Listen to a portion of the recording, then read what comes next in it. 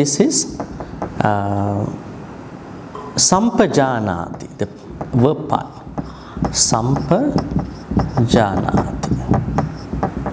Sampajanati. Sampajanati. That's the verb. This is the idea. Sampajanati.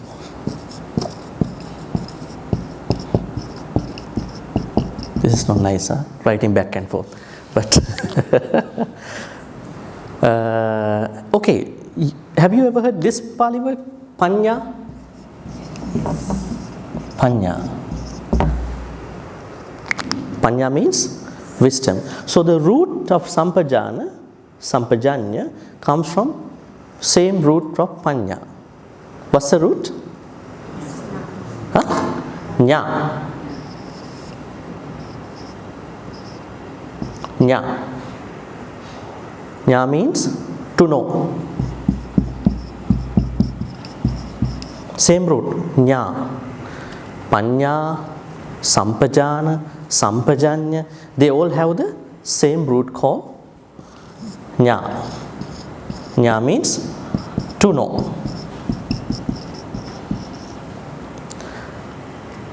The basic Pali word is Janati. Janati means know. Sampajanati is something different. Janati means to know. In Pali we call Janati. Janati. Ña to know, but the basic one is Janati.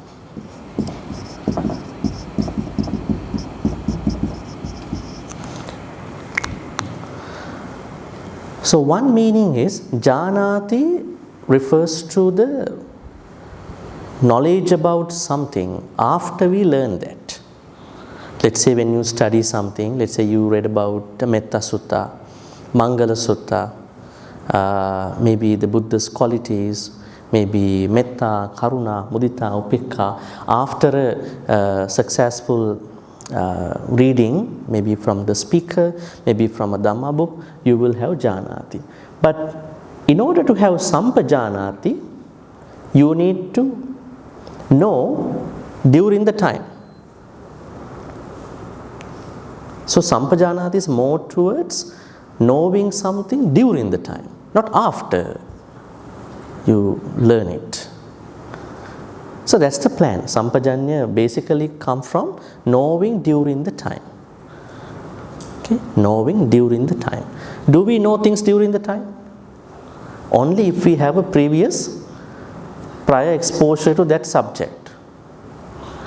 Now about the Sampajañña topic itself, you may not have the Sampajañña because you don't have that much exposure to this Pali word. Right? So Janati is the basic one. Sampajanati basically means knowing something during the time. In order for us to know something during the time, do you think that would be an easy thing? That's a little bit of challenge to many of you because you don't know how to do it. So today we'll be learning what is Sampajañña, how to practice it, how did the Buddha mention about Sampajañña, and where does it fit in our spiritual practice. Okay, the difference between Panya and Sampajañña is these prefixes. In Pali we call prefixes. I'm not going to do a grammar class, but I just want to tell you. The prefix per is knowing into something. Into. This is the meaning of this proposition. Into. So that means you are knowing into something. When you have wisdom, that means you are knowing into something. Then here, knowing during the time. But you cannot go to, this is the highest level of Buddhism, right? Of understanding. Sampajañña prepares you to go there, to Panya. So then you are going into the knowing by understanding the subject during the time. First knowing the subject, Janati, then understanding during the time, and as a result of Sampajañña, Sati Sampajañña, you are entering into Panya. That's how we basically distinguish these concepts. Now the gentleman asks, is it same with Yoniso Manasikara? Now we are looking at where does this fit in our Dhamma practice. I'm not going to read the whole thing. You can read later, but just to find out the place. There is a sutta in the Anguttara Nikaya, Avijja Sutta, Anguttara Nikaya 10.61. This sutta clearly explains where do the different Dhamma concepts fit in our Dhamma practice. Because a lot of people, they understand Dhamma concepts without a specific knowledge. Now we are going to look at how does this work. We can go one by one. It is said, lack of mindfulness, sati, and sampajañña come from ayoniso manasikara. That means you cannot go to sati sampajañña without ayoniso. That means wise attention is the key. When you have the wise attention, you can only practice mindfulness and sampajañña, clear knowing. So there's a clear difference. Okay, now we will see how does it work. This is how it works. In our Dhamma practice, the first thing to learn is, what is it? Associating with good persons. Kalyana mittata is our first step in our Dhamma practice. As a Buddhist, your first thing that you need to work on, improve is Kalyana mittata. We put like this. Number one, noble friends.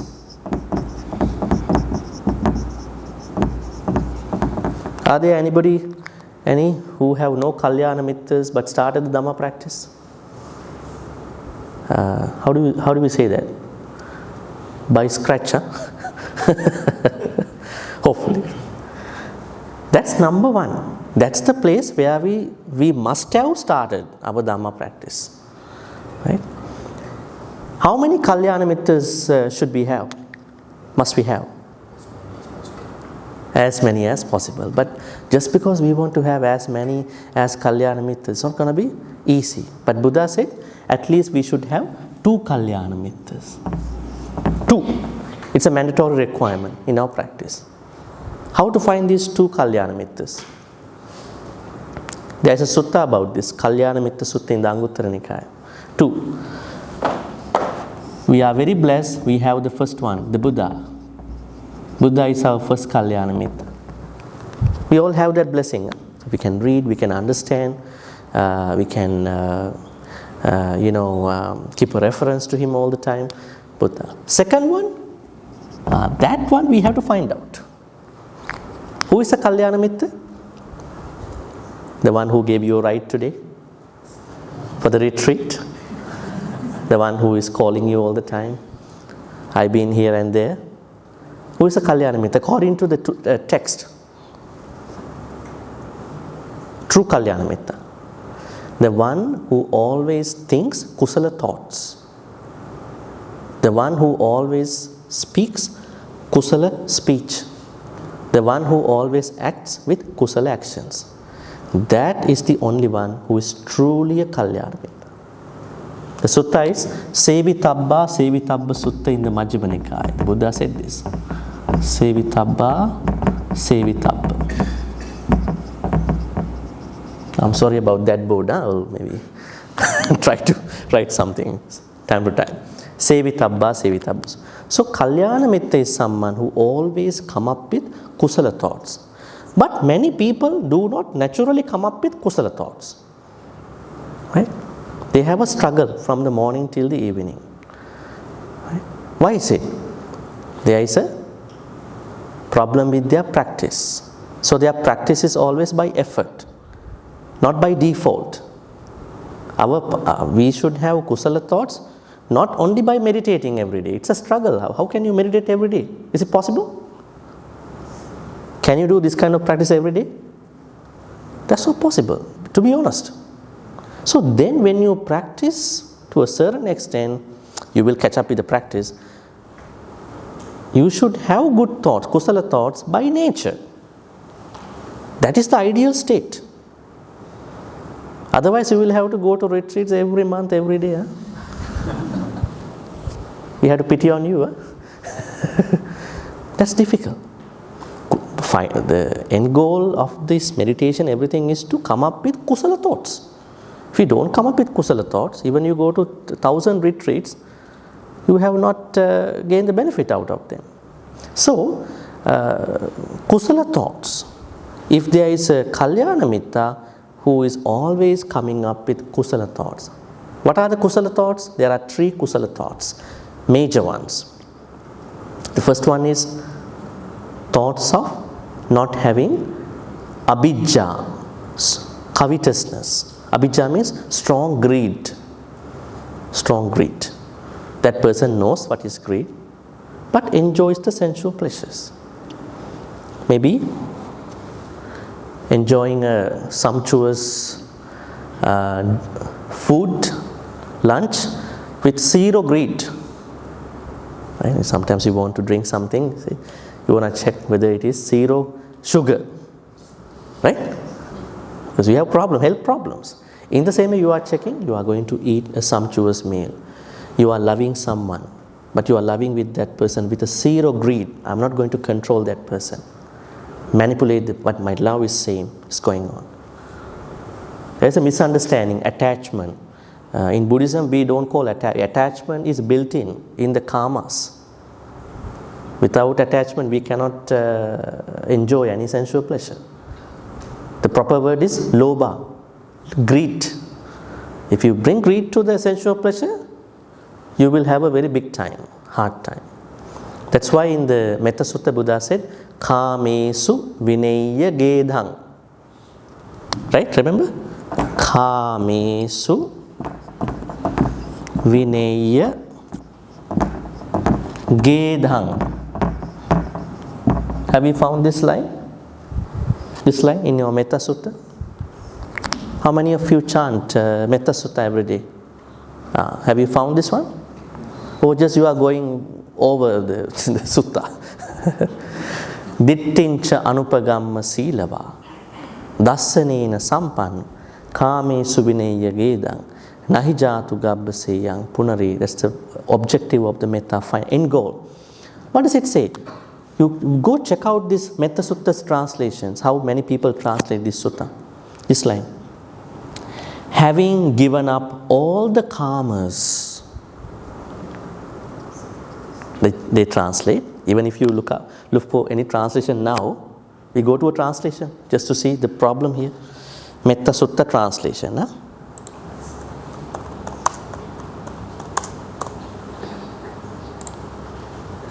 Don't look at the people who posted the blog post.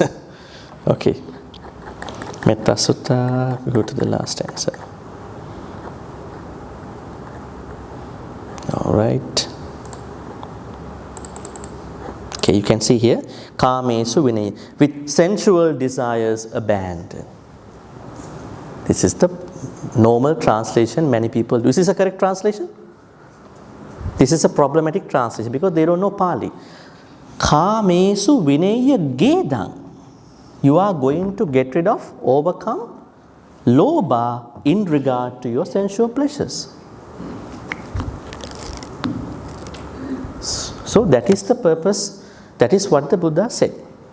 So now, if you want to find a Kalyana Mitta, that Kalyana Mitta's thoughts in the first place must be clear from strong greed. Sensual pleasures are okay unless you are understanding your limit. That's a big misconception about Buddhism. I always say the problem is the greed part, not the sensual pleasures. If you are a lay person, for the monks and nuns, it's a different thing. It's a different life. They have issues with karma, so they have to work with the karma too, but you have to work with the greed part of the karma. So now if you want to find a Kalyana Mitta, you are checking whether my friend has less lobha, greed. Sometimes we don't know. because it's thought. But the way how he talked to you, think about, you can feel whether my friend has lobha or not. The second is ill will, whether my friend is always trying to destroy other people, physically, mentally, emotionally, on social media, trying to do character assassinations, ill will. Third one is michhaditthi, whether my friend has wrong view. So if your friend doesn't have these three, he is having the kalyana mitta status in the first place. Second, the speech. The speech is, what is the good speech? Wholesome speech, kusala speech. Not lying, not bad mouthing about others, not using harsh words, hurtful words, and not becoming a gossiper.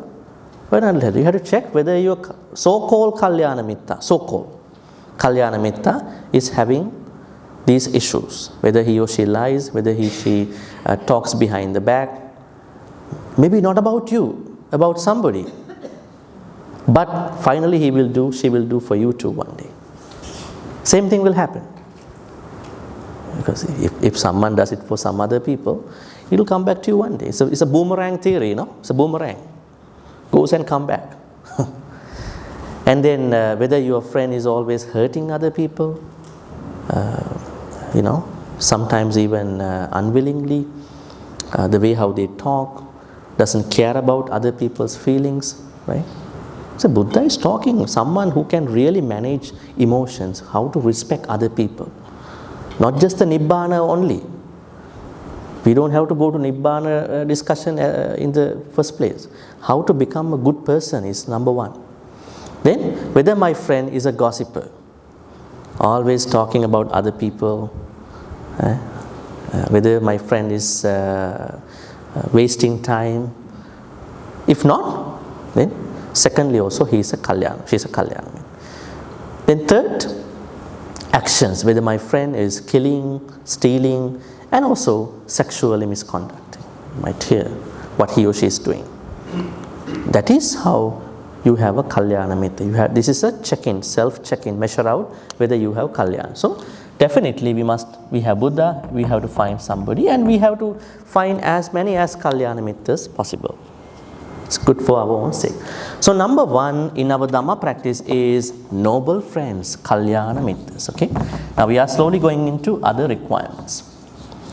When you have the kalyana mittas, then the second requirement that we have to have is, what is it? Hearing the Dhamma, listening to the Dhamma, listening to the Dhamma. Why did the Buddha not say watching the Dhamma? Now you are watching the Dhamma, right, on YouTube. You are watching the Dhamma talks. Why did the Buddha not say watching the Dhamma? When you watch, you may come up with a lot of sanya, right? You have sanya, you might see the environment, right? Actually, it's true. When you hear a podcast, and when you hear a video Dhamma talk, there are two different feelings.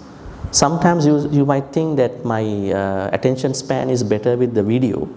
But when you hear something with a podcast, with probably a headphone or something, you feel something different. Motivation, inspiration, less problems to understand it. Listening to that, less problems to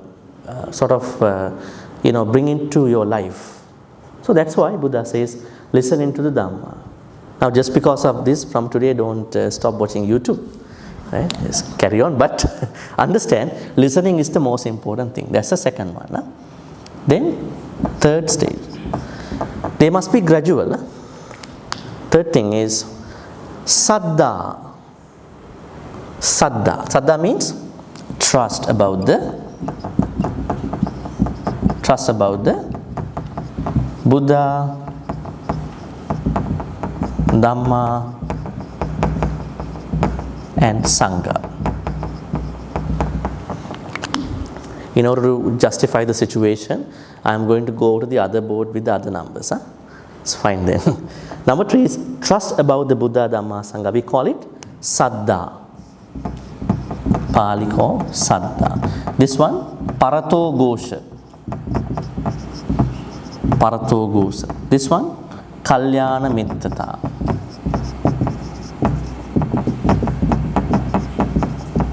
Okay? Now, when you have noble friends, Kalyana Mittas, then you are easily inspired to listen to the Dhamma. Not from one monk, many monks. I always ask to listen to many speakers. But then you will understand which Dhamma talk will better serve you at a certain point. Because they are talking different things, you know. If you listen to 10 Dhamma talks, they are talking maybe their own views, maybe different views, maybe Theravada, Mahayana, Vajrayana. We want early Buddhism, not Theravada, not Mahayana, not Vajrayana. That is called school Buddhism. We want early Buddhism. This is the Buddha's main teachings. From here, Theravada comes, Mahayana comes, Vajrayana comes. Normally we say first 4 Nikayas. Digha Nikaya, Majjhima Nikaya, Samyutta, Anguttara. They are mostly early Buddhism. Abhidhamma is a Theravada teaching. Pali commentaries are Theravada. So we primarily our reference is first 4 Nikayas. Okay, so then you are inspired by your Kalyana Mittas for listening to Dhamma. Then when you are listening to Dhamma talks, your Saddha is going to arise. Your Saddha, your trust about the Buddha, Dhamma, Sangha. That is very important. Saddha is very, very important. Why is it? If you don't have Saddha, whatever the Dhamma things you do will not really go to your heart, really through the real life. Normally people have lots of Saddha about the Buddha, about the Dhamma, but sometimes the Saddha about the Sangha members go up and down. Why is it? Is it because of Sangha members' issue? Is it your issue? Because when you are getting closer to one Sangha member, if you are putting all the faith, trust about that Sangha member, if that Sangha member suddenly gets changed, the whole Buddhism will be changed onto you. We respect everybody, but Sangha means those enlightened monks, nuns. They are not changing any time. Other Sangha members, we understand they are normal human beings. Whatever happens in their life, we understand as a part of anicca, impermanence. We don't reduce our saddha. Just because of someone did a bad thing, why should I reduce my saddha? It's a part of my practice. Then I will be behind my practice. So I am going to think about all those Sangha members, Sotapannas, Sakadagami, Anagami, Arahant. Actually, this is what you are supposed to do before the dana. A lot of people don't do that. When they bring dana to the temple or other places, then you are now offering. They are asking to touch the table. Touch the table and then make your wishes. This is what's happening. According to the Buddhist teachings, you are not supposed to make a wish at that point.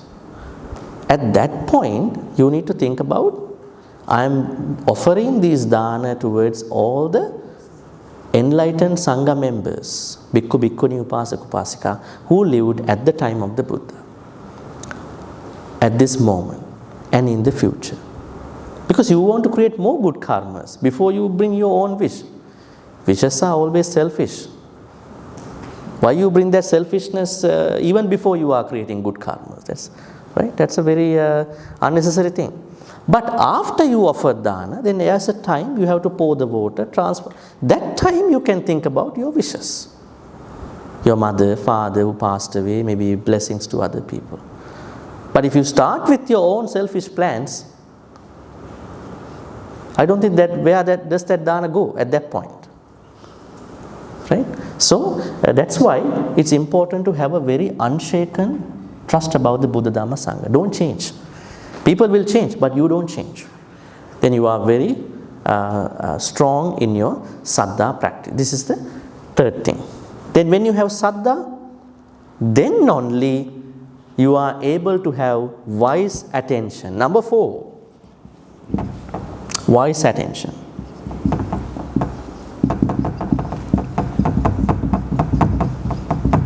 call it Yoniso Manasikara.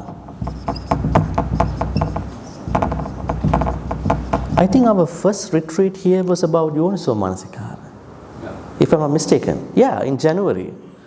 See, Yoniso Manasikara practice is possible only if you have these requirements before.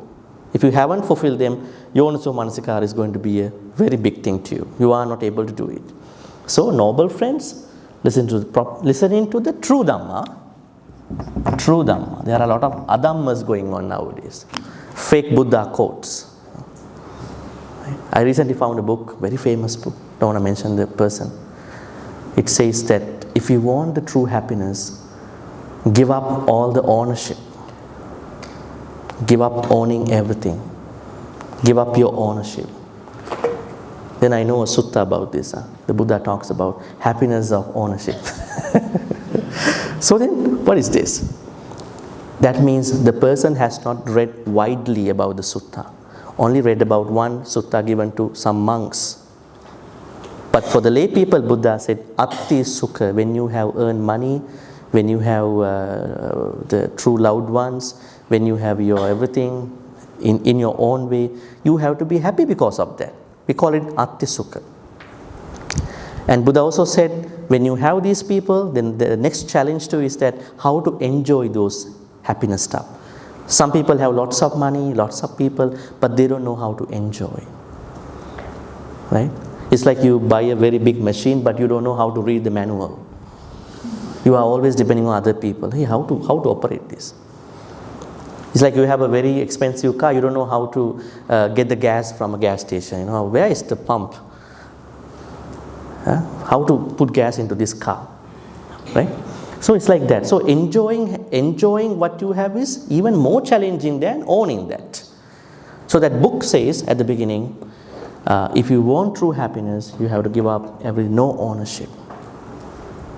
So this is not what the Buddha said. Buddha said that at a certain time to a certain audience, not commonly. That's why people have messed up the teachings given by the Buddha to monks and the lay people. So this is why we have to separate this out. Yoniso Manasikara is number 4. Alright, and then you can see, then only if you have Yoniso Manasikara, wise attention, then only Sati Sampajañña going to come up. Mindfulness and clear knowing, our today's subject, is going to be possible. That means now you understand.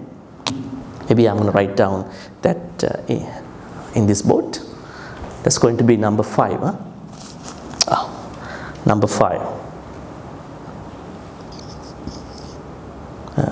Do we have another eraser? This one.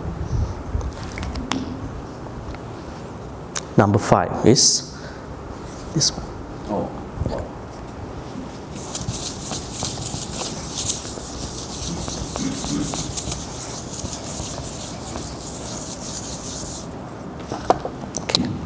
Number 5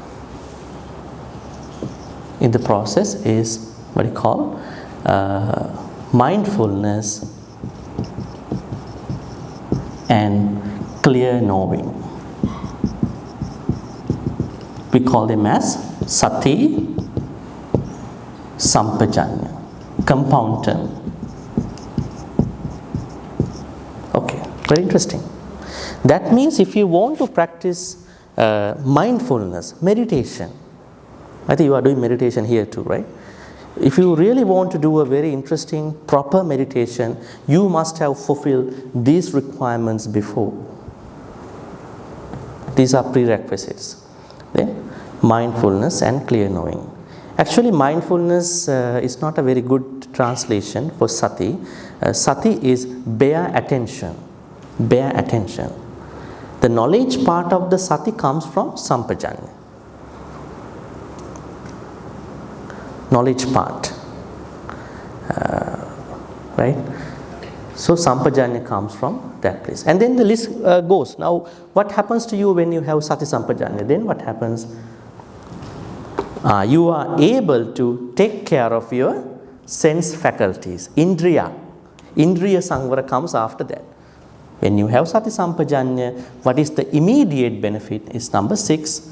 We call it sense restraint. That means Indriya Samvara.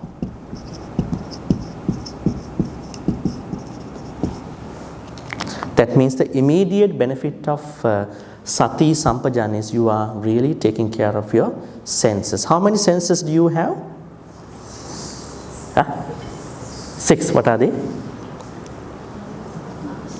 Eyes, our Eastern ways, eyes, ears, nose, tongue, body, mind. The Western ways, seeing, hearing, smelling, tasting, then touching and thinking. How to take care of these senses?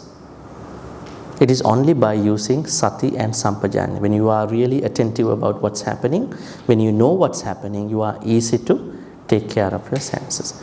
But for some people, maybe they are misunderstood, they think Buddha talks about a sensory deprivation. What is sensory deprivation? They think they want to cover up from the sense media. Let's say they're going to see someone who they don't like to see. Tonight there's a party. You are checking with someone. Is that person attending the party? If so, I'm not going to come to. You don't like to see that person. You are telling, if I see that person, I'm coming up with anger. So you are blaming the external conditions. So we don't have to close our eyes.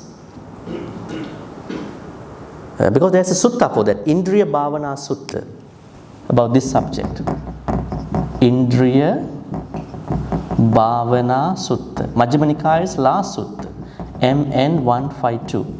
In this sutta, there is someone, a student of a very famous teacher, who has supposed to taught how to take care of the senses, seeing the Buddha. Then Buddha asked him, how does your teacher teach you how to take care of your senses?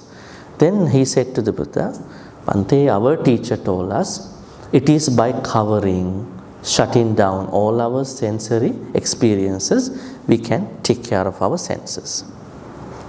Such as, when we see someone we don't like, we have to close our eyes. Then we are practicing Indriya Samvara, sense restraint. Is it working? No, it can work. Sometimes it can work because you don't see. Okay? Sometimes when you see some heights, when you go to some skyscrapers, when you see things, when you see something that is really terrible, you close your eyes. Right? It can work for a second, but not for bigger experiences. Right? That means wherever you go, you see the people you don't like, you have to close your eyes. Right? And then the Buddha said, then if that is really truly working, the blind people will attain Nibbana faster than all of you. They don't have eyes to see. But they try to manage the Braille system, right? Then he kept describing to the Buddha about how the teacher talks. When our teacher told us, when we hear sounds that we don't like, maybe songs that we don't like, sound of people who we don't like, we have to cover our ears. Right? Then the Buddha said, then the deaf people will attain Nibbana faster than all of you. They can't hear anything. But they don't go to any better enlightenment than you, right? They are the same because they have a problem here. Then the same thing happened to other senses too. When they go through a very bad smell, so they have to, I think people do that, yeah? They cover their nostrils, right? And they complain a lot, oh, such a smelly place, you know. You gotta spray some air refreshener, right? They're getting very impatient, they are gonna blame everybody in the place. They can't even take that thing. They can't be patient for a moment, right? Just for a small smell, bad odor. It can happen anywhere, right? Even in a nice hotel, you pay $100, more than $100, but you go, you see that bad smell coming, right? But understanding that, getting used to, be patient. Somebody will come and change the situation. Is Buddhism. What about taste? It's a big issue. How many people are arguing in the restaurant? I don't like this restaurant. Why did you bring me here? Right? I better like those street food on the street. And don't take me to these expensive places. Right?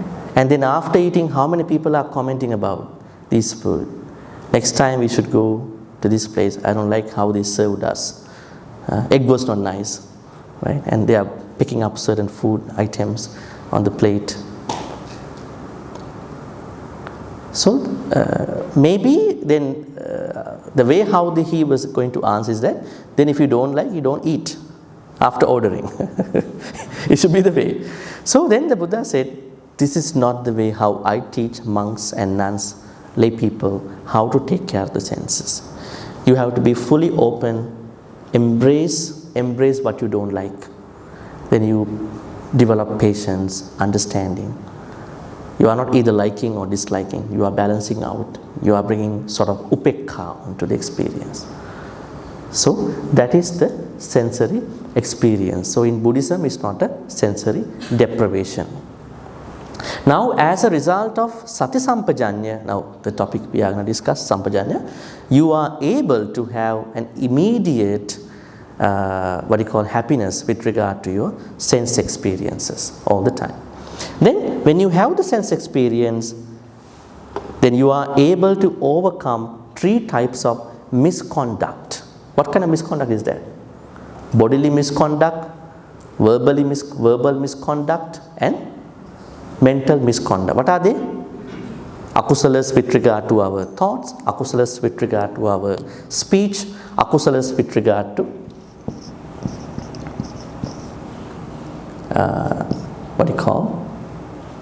we can say here the good side, deal with the 3 kusala, right? Good side, you are not, there are 10 kusalas, right? Not lying, so not killing, not stealing, not sexually misbehaving for the body, and then not lying, not bad mouthing, not using harsh words, not gossiping, idle chatting for the speech, and then not being covetous, not having ill will, not having wrong will. 3 types of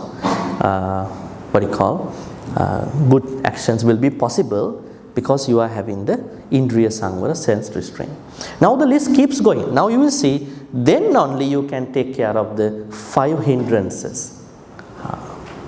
This is what people are doing with samatha bhavana. When you are really taking care of these 3, then the next level will be you are able to take care of 5 hindrances will be managed. 5 hindrances. What are they? What is a hindrance? Nivarana. I want to see this mic.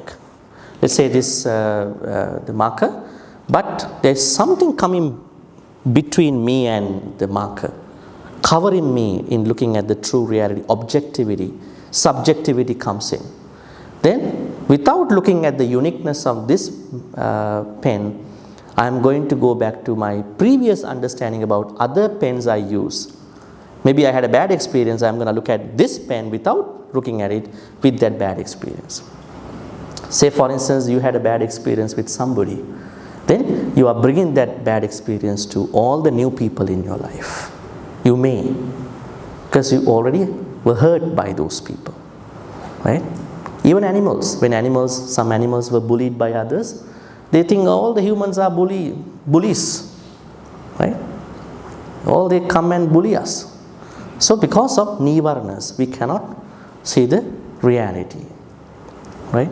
So kamachanda, vyapada, tidamidda, uddhaca kukkuca, vijakicca, sensual pleasure, and then ill will, sloth and torpor, restlessness and regret, and doubts. So when you have the sati sampajañña at the level of 5th, then you are able to take care of your senses, then you are able to take care of your kusala practices, then you are able to take care of the 5 hindrances. And then, finally, when you are taking care of the 5 hindrances, then you are going to work on the larger, bigger problem in our sansaric life. This is the 9th one, the last one. We call it avijja. This is why we are in the sansara. Ignorance. Ignorance. We don't know about this thing. Only when we know the Four Noble Truths properly, we can understand ignorance. So now you are really understanding ignorance through this path. Noble friends, then you are able to find out ways to listen to the true Dhamma. Then Saddha, Yoniso Manasikara will arise, Sati Sampajañña, Indriya Sangvara, sense restraint. Then you know how to practice Kusala. Then you know how to overcome 5 hindrances. Then you know how to work with the larger, bigger problem in our sansaric life, ignorance, avijja. I think this list will make clear how important is Sampajañña. Right? Now we have to talk about Sampajañña. It's a long list. All right, Sampajañña. Because of the timing. All right. Sati and Sampajañña work together. Is it okay if I erase this part? Yeah. Sati Sampajañña arise together. They arise together. So that means when you practice what you call meditation, you must understand that it is not only Sati. Sati is the bare attention about something. Sampajañña has to arise at the same time. Because Sampajañña means that you are understanding something during the time, not after. Now most people think Sati practice, meditation is something they are getting benefited after the meditation, isn't it? After they meditate, they go home or they feel calm. But Sampajañña is not like this. It's a practice on the practice, that you are understanding what's happening during the time.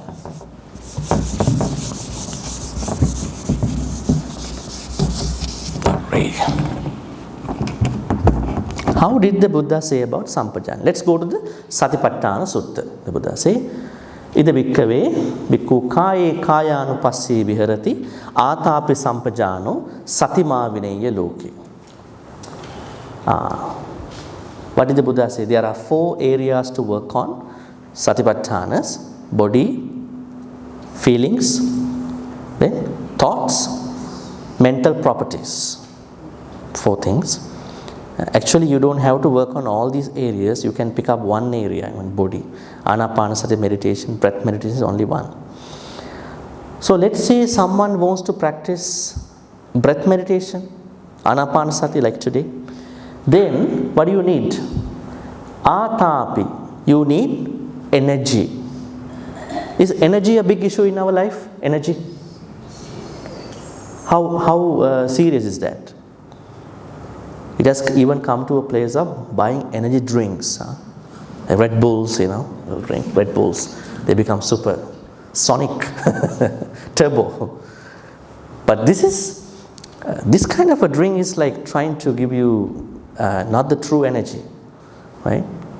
Sometimes they get some injections, steroid injections to get, to maybe emulate other people in those big competence stuff, right? Olympic even.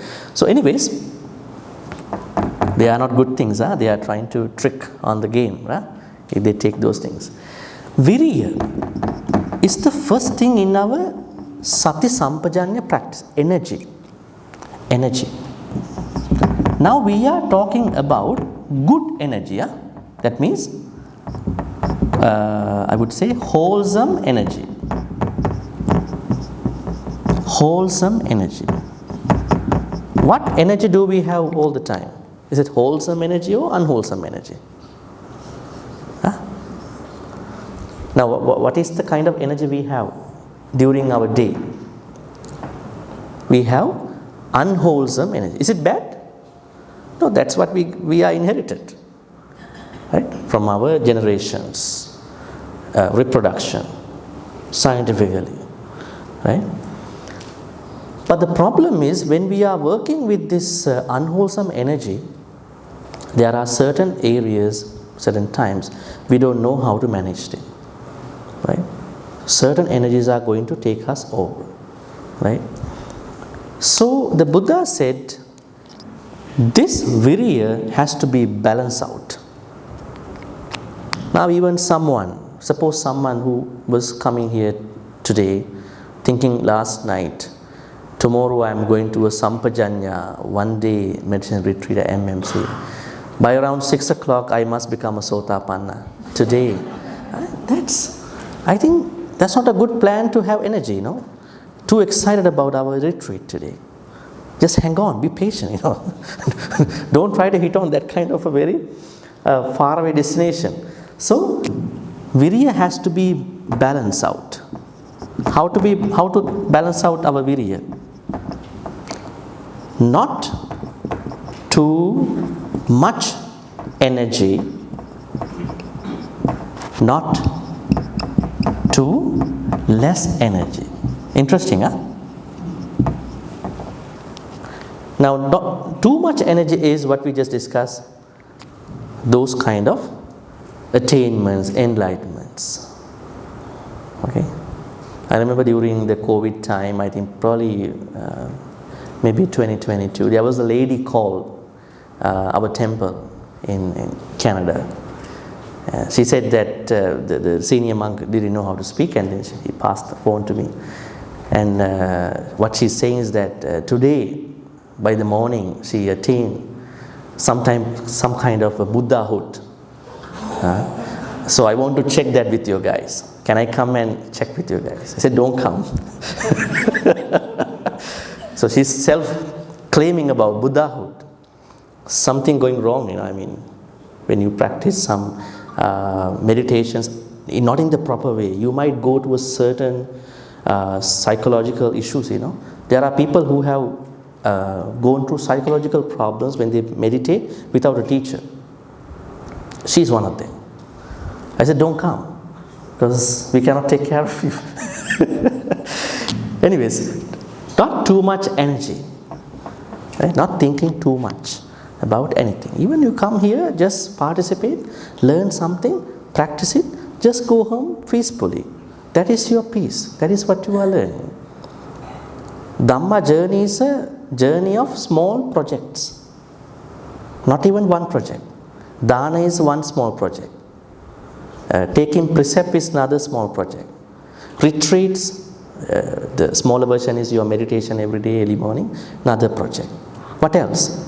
Giving good karmas to other people, helping other people, gratitude. They all are small projects. We have to do all these small projects. Not only dana, not only meditation, not only chanting. Cover all these small projects. When you do these small projects, it will be a big project one day. But there are people who, no to devotion, no to chanting, no to meditation, only to dana, only to meditation. They suck in their practice. They get stagnated. So because they have lots of energy only for one thing. This side is something where people don't have any energy, always very lazy. Very, very lazy. Today I don't think I can do that.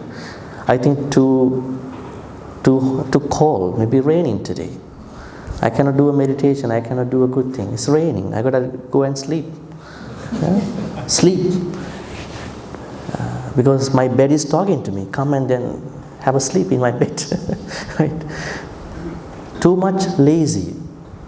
No new thinking. Not become innovative in the practice. Right? So we need three things in our practice. One is commitment. This is very interesting. Second is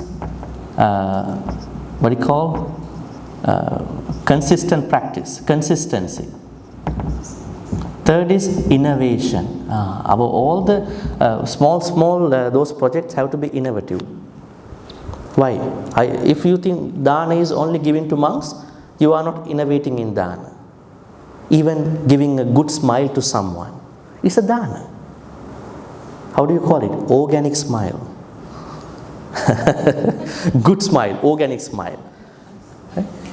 Good smile. And then you are sharing your knowledge, volunteering, maybe helping a food drive, maybe an orphanage, maybe a construction of a Buddhist monastery, maybe other place.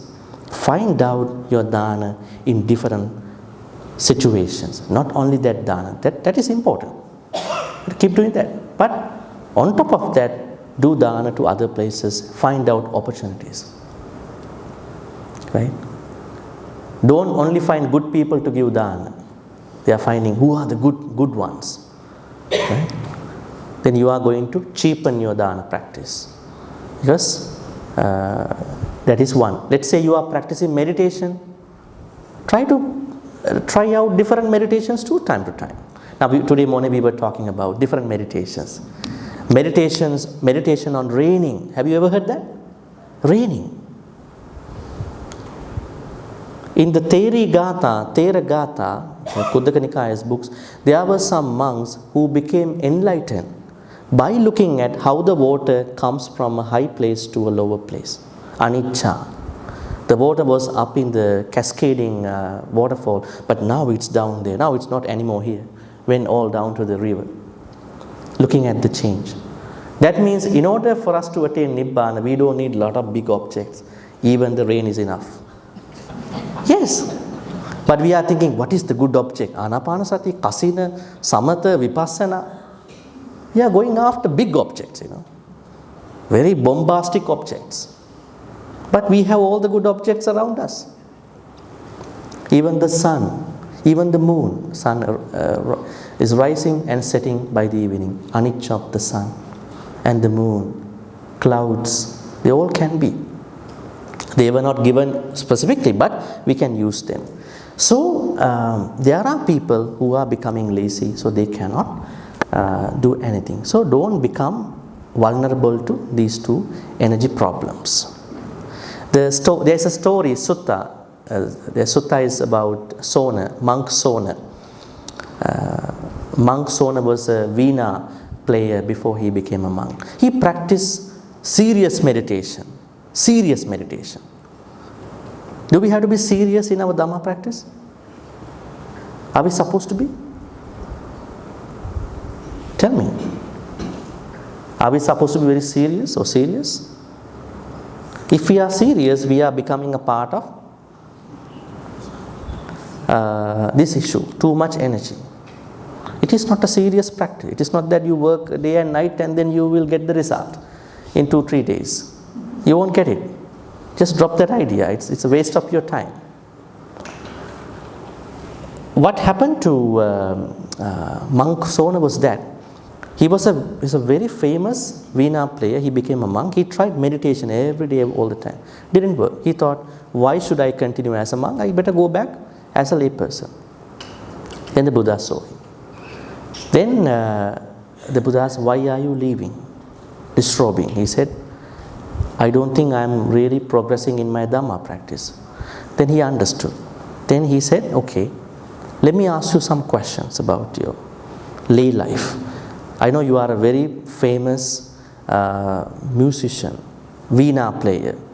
Suppose when you were lay time, if you were to play your veena with your strings too tight, were you able to get that sonic super sound, the good sound, the euphonic sound?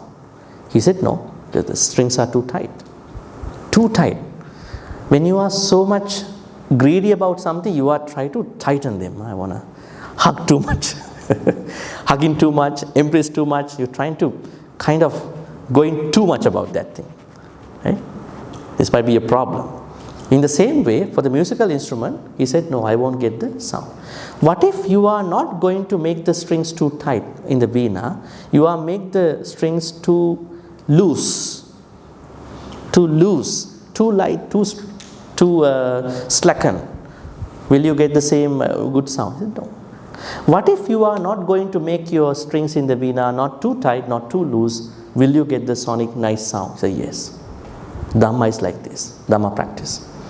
Don't try to be too excited about the Dhamma, meditation, chanting, anything. Just don't be excited. Just do it. And don't lose your Dhamma energy. So then you are having virya. See, virya is very important. So I recommend an English word for this. This is to me is effortless effort. That's the proper wording for that. Effortless effort. This is where you are balancing out your energy perfectly. You are going to be in the middle, Majjhima Patipada. Right? Why did I pick up? Virya, Atapi. This is a one word in understanding.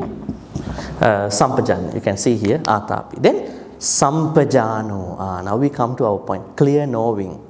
When we want to practice meditation, we must have perfect balance of virya. Then we have to know what is it. What is really going on. Then Satima, bear attention.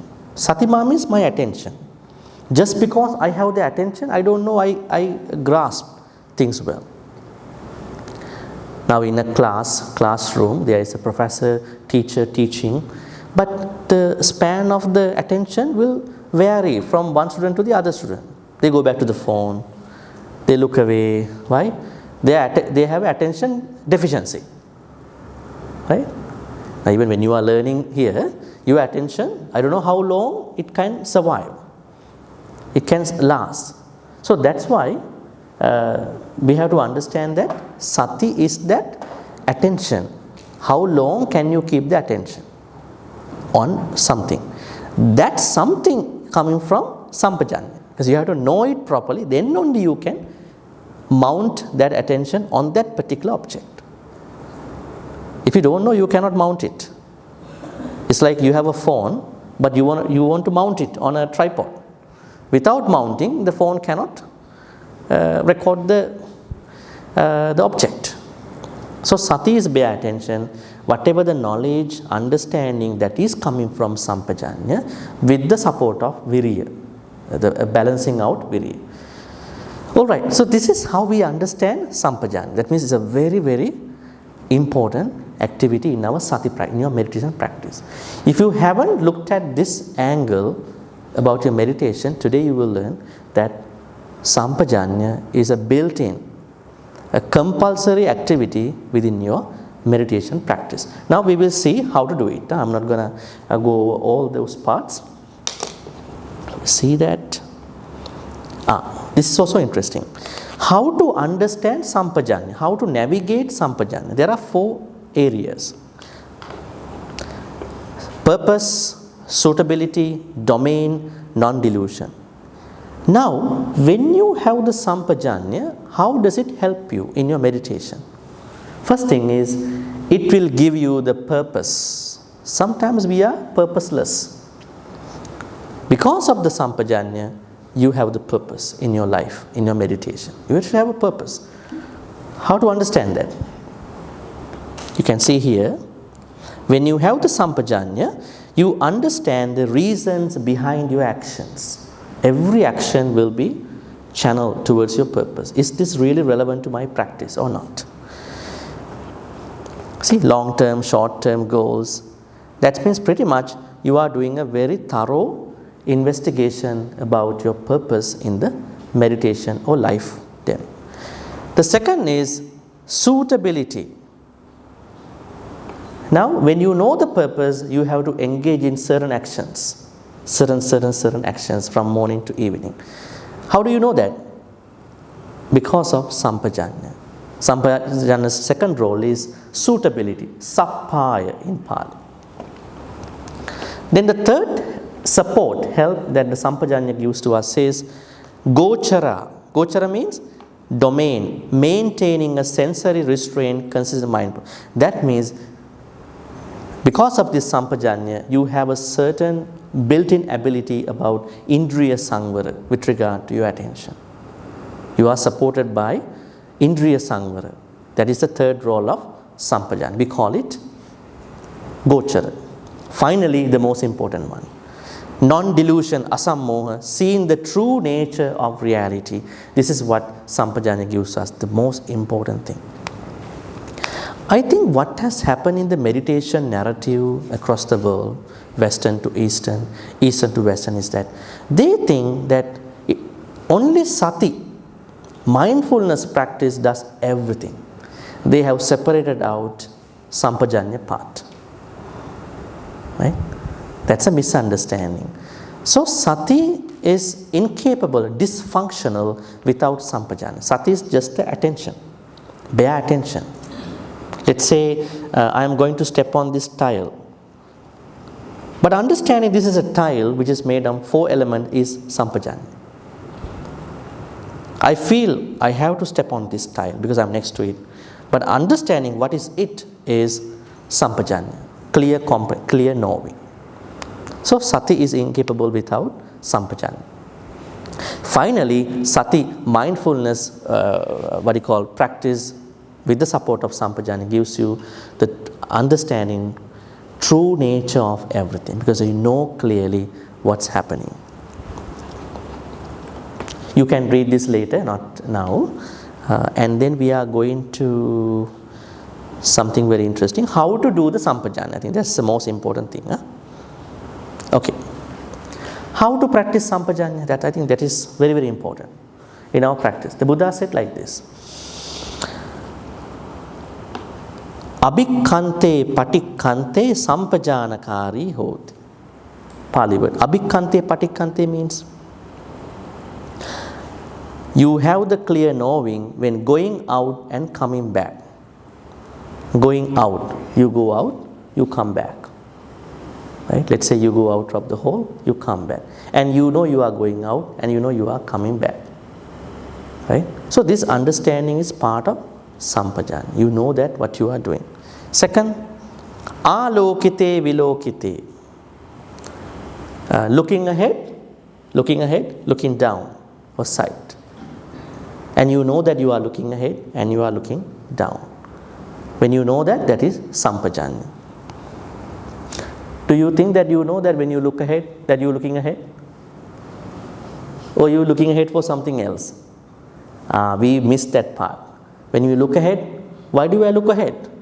Because I have another something going on.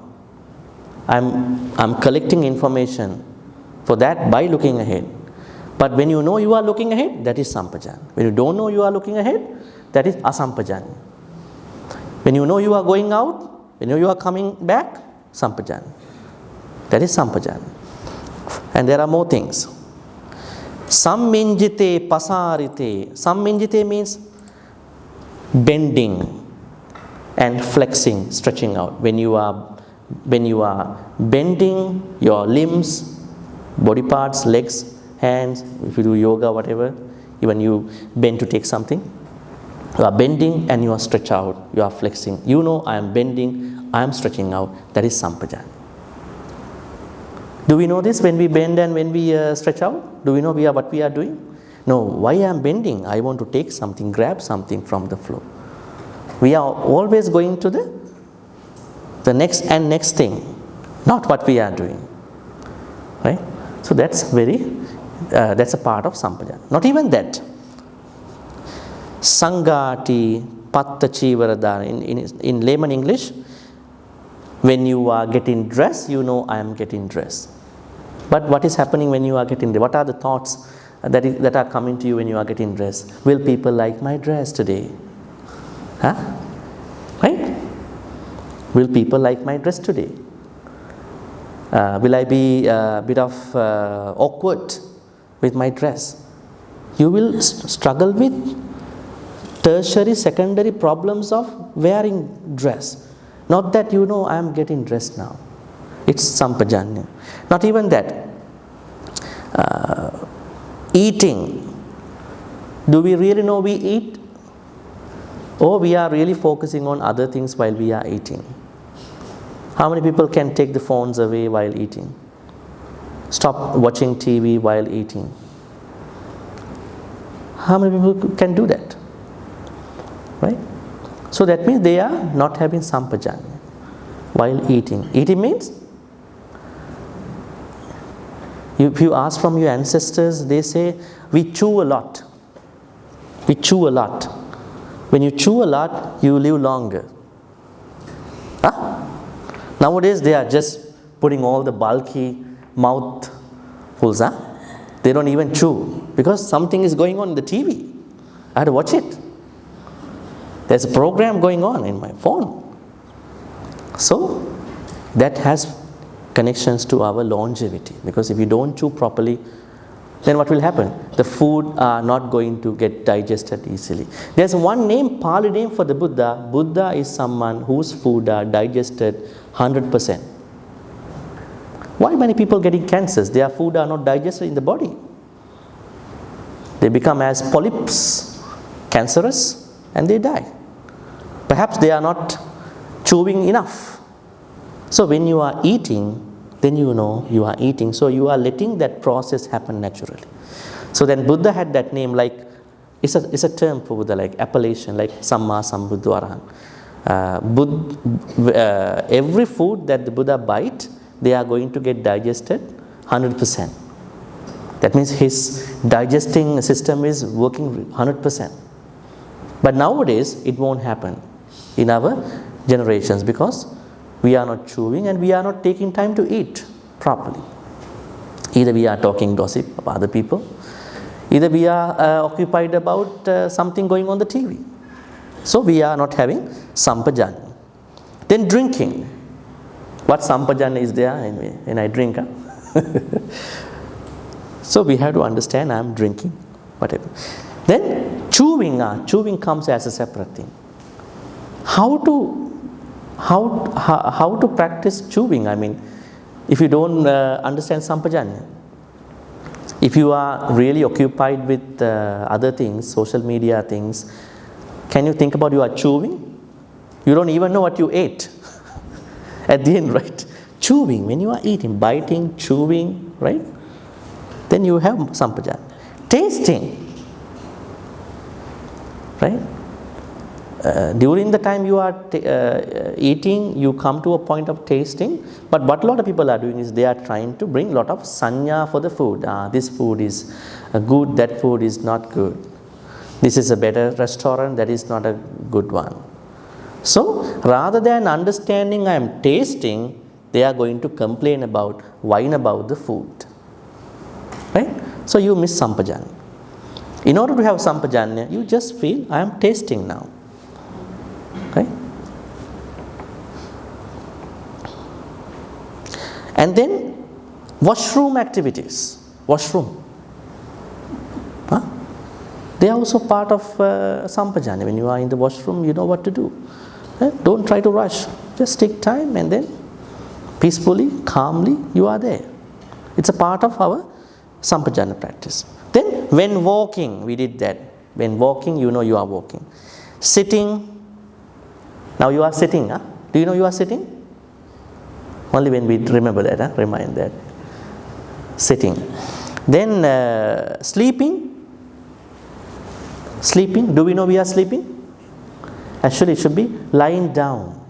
You lie down and then you know that you are lying down. Then getting up. You are getting up from the sleep. Some people, they wake up to a very terrible nightmare. Right? So you wake up very peacefully. That means you know, you understand it. And speaking, you talk to someone. We have two types of talkers within us. Inner chatter and the actual speech. Inner chatter always talk. We have to stop that inner chatter. We need to stop. Otherwise, inner chatter is giving a lot of unnecessary things. And the other thing is the real speech. So every time you talk, you have to make sure that you are talking now. When you know you are talking, you are going to talk in moderation. Right? Because when you keep talking, finally you lie. You don't know what to add. You bring a lot of lies after that. You know, you talk in more. There is a Pali word for that, mitabani. Mitabani. Mitabani means someone who talks in moderation. Okay. So, you know, you talk now. That itself is Sampajañña. But the people who don't understand that they talk, they have other intentions. I'm going to talk now, I'm going to insult somebody, bad mouth about somebody. So when you don't know you talk, you are bringing that speech into akusala parts. Then, keeping silent. Are you sometimes silent in your household? After a small argument, in your household? Right? There are some arguments happening sometime in some households. Normally, it is not that silence. This means you are practicing noble silence. Right? Now, in another 30 minutes, when we are going out and you are going to stay, maybe you're going downstairs. So, you are eating with noble silence, not talking to other people. Today is a special day. You are thinking about, I eat just to survive. I'm not eating for this and that purpose. Noble silence. Even when you are not talking to other people, you know, I'm not talking. I understand I'm not talking. Not that I had an argument with somebody, I'm not talking to somebody. Right? And you know you are not talking now. That is Sampajañña. And then, all the other minor major activities, by understanding I am engaging in those, that itself is Sampajañña. Now tell me, how to practice Sampajañña? Whatever the activities you are doing, if you know that you are doing them, that is Sampajañña. It's a simple way of doing it. In order for you to do that, you need attention on the side, then you are understanding what you are doing. So, not understanding what you are doing during the time is the entry point to the akusalas. When you don't know what you talk, how you talk, and you are engaging in talking, then you are going to lie and all this bad speech. Because the Buddha said people do more akusalas from the speech. They do more akusalas from the speech. Right? Because there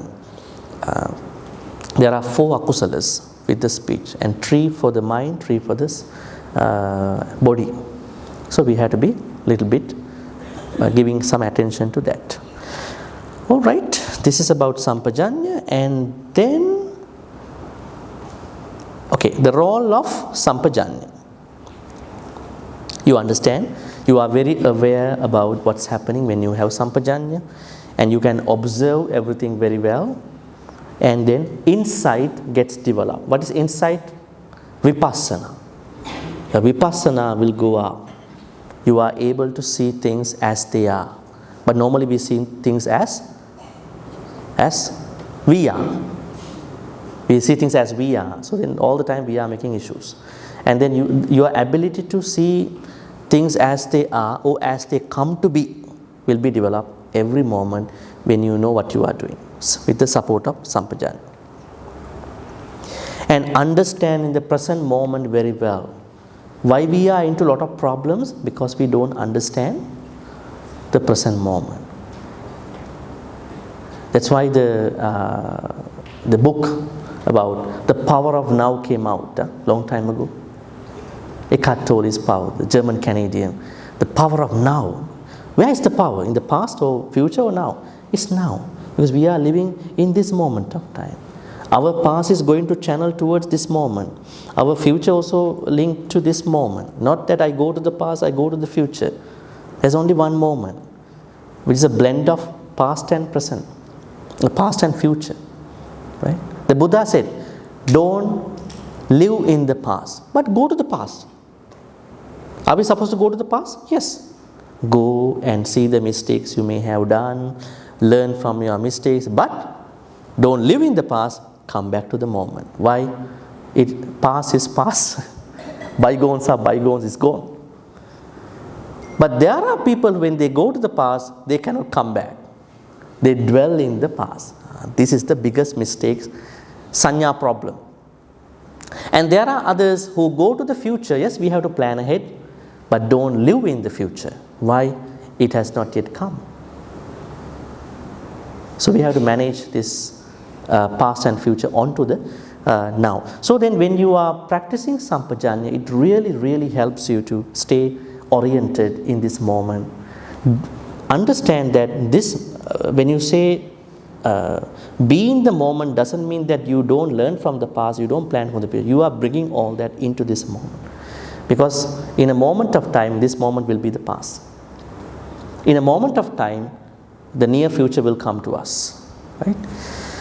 They all are helpful when you have the Sampajañña. Purposeful monitoring. Sampajañña is not just a passive awareness, but purposeful monitoring. It helps to ensure that your actions and intentions are aligned with your meditative goals, ethical guidelines. It helps you to navigate your life every day.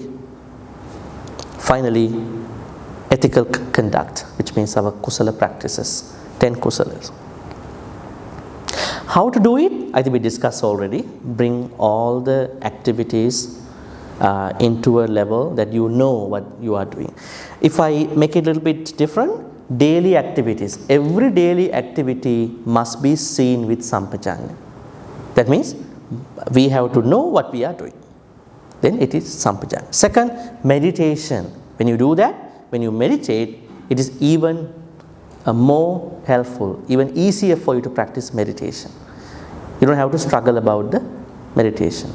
Why some people struggle a lot in meditation? It's not about their posture actually. They don't know what to think about when they sit down. Because they haven't practiced in the past. So when they sit down, what is manifesting is the sitting posture only. So they are struggling a lot, unless they have a medical problem. Finally, ethical living. We are living ethically. These are the purposes in the, or how to apply along with those things. All right, we have like 10 minutes. Probably we can take time for any Q&A if you have. Otherwise, we will maybe discuss a bit more for another 10 minutes. If you have any questions so far? Have another mic?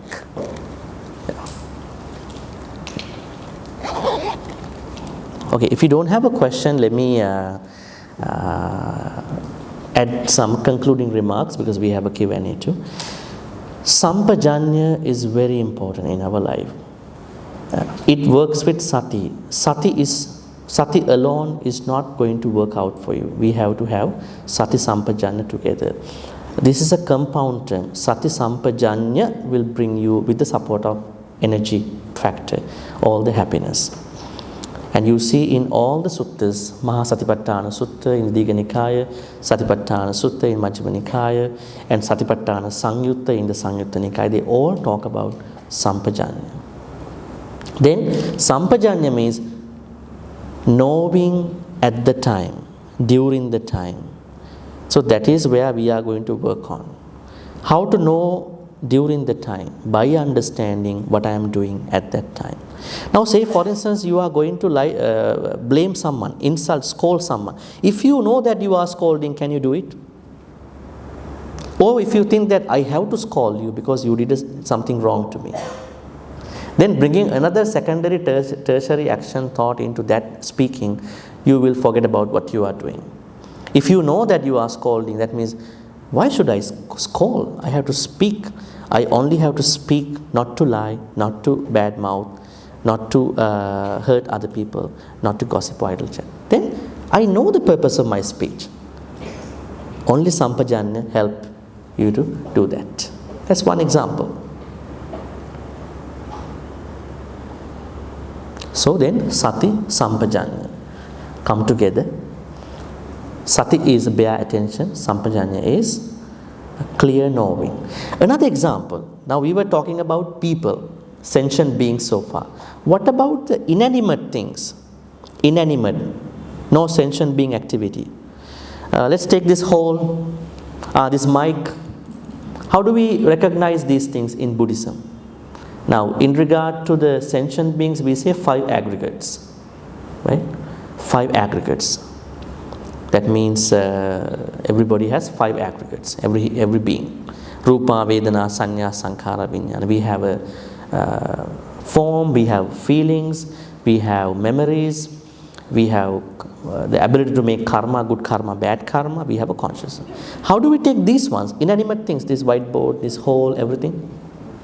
They are called bhuta, mahabhutas, 4 elements. In every inanimate thing, they don't have 5 aggregates, they have 4 elements. Patavi, Apo, Tejo, Vayu. Now, say for instance, I pick up this microphone. What is manifesting in this microphone? Is it Patavi or Tejo, Vayu, Apo? Patavi means solidity. I can feel it's very solid. More Patavi. Apo means watery element. Is there water here? No water. But if I burn it, you see how the material is going to get melted, and you see certain things are, discharging from this burning act. You see the unseen watery element is coming out at that point. Tejo means heat, temperature. Does this have a heat? Yes, if I keep using more than 1 hour, you feel it's very hot. Vayu means wind element, motion. Yes, what is happening here? This process also Vayu dhatu. I talk and my speech will become decoded, encoded, and then going to get broadcast through the speakers. Then there is something happening because of this activity. So every element, every inanimate element has 4 elements. Now the Buddha said, when it comes to inanimate things, we have to practice Sampajañña also. How to practice it? Now let's say with the people, we try to practice. When we talk, when we sit, when we eat, when we do our things, yes, definitely compulsory. Are the inanimate things very mattering to us? Let's say there is a thorny tree over here, if you go outside. Thorny tree. Think about a thorny shrub. Maybe somebody cut the tree. Now there has been something thorny. Now if I don't know this is thorny, I might step on that. Then the first feeling that I am getting is that the pain, dosa, it pricked my, my soul. Anger rising. That means not even the sentient beings are giving us the problem. Even these inanimate things are giving us problems if we don't understand with the Sampajañña. Then we are bringing Sampajañña to this one. That means, thorny shrub, I should not step on that. Right? This is given in Sabbasa Sutta. The Buddha said in Sabbasa Sutta, you have to avoid thorny stuff. Right? And probably at that time they had issues. There was no street lighting. Some monks were walking. Suddenly there is a cliff coming up. They don't know they were walking at night. Some they fell onto the cliff. It's like Vikala Bhojana's precept. One reason why the Buddha asked monks not to eat after 12 p.m. is, at that time monks don't know what is the front door and the back door of the houses. So they went Pindapata at night in the evening. Yeah, before that Vinay rule. Then the people in the household, they were scared, like a ghost with like a court dress. And so what they did was they threw some used water into them. Some monks fell down on the road. The roads were not asphalted. They were not even. So Buddha said, better you stay in the temple, meditate. So that's one reason why Buddha said, don't eat after 12. Before that they were eating. Before the Vinaya rule was set up. Even, there was a monk, a disciple of Arahan Sariputta. His name is Losaka. An Arahan monk. But he will never get food from the people. If he carry an alms bowl, even during a Pindachara, devotees won't give food to him. Why is it? He has done a bad karma in a past life. He threw another monk's alms bowl into a paddy field. What happened was that, it's a good story. One monk went to a temple, a remote temple. So then at that time, the devotee who is going to give dana tomorrow also showed up. Then he saw. But the monk who was in the temple didn't like other monks coming to the vihara. But the devotee said, Bhante, when you come for Pindapata tomorrow, ask him to come also. I would like to offer dana. So in the morning, he didn't want to knock the door. He just slightly knocked the door. Otherwise, he will lie to the devotee. He did not know that the time he went for the Pindapata. So then the devotee asked, where's the other monk? He said, he's still sleeping in the temple.